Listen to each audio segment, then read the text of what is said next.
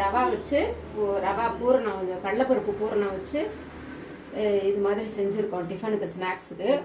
ரவையை ஒரு கப்பு எடுத்துக்கிட்டு 2 பங்கு தண்ணி ஊற்றி கொதிக்க வச்சுக்கணும். அதில் தண்ணியில் வந்து மிளகாய் பொடி, கொத்தமல்லி தழை, உப்பு, ஓமம் இதெல்லாம் போட்டு கொதிக்க விட்டதுக்கு அப்புறமேலு அந்த ரவையை அதில் போட்டுடணும். போட்டு நல்லா இது மாதிரி நல்லா கெட்டிமாக ஆகிடும்.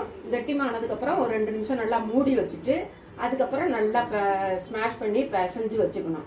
அதுக்கு முன்னாடியே ஒரு 4 மணி நேரம் கடலைப்பருப்பை சும்மா சாதாரண அந்த உப்புட்டுக்கெல்லாம் செய்கிற கடலைப்பருப்பு தான் 4 மணி நேரம் ஊற வச்சுட்டு தண்ணியை நல்லா வடிய விட்டுட்டு அதில் மிளகாய், இஞ்சி, பூண்டு, ஜீரகம் கொஞ்சம், கடலைப்பருப்பு இதெல்லாம் கோர்ஸாக அரைச்சி வச்சுக்கணும். அதில் கொத்தமல்லி தழை ஒரு சின்ன வெங்காயம், பெரிய வெங்காயம் வந்து ஒரு 1/4 பாகம் போட்டு பிசைஞ்சு கோர்ஸாக அரைச்சி எடுத்து பூரண மாதிரி உருட்டி வச்சுக்கணும்.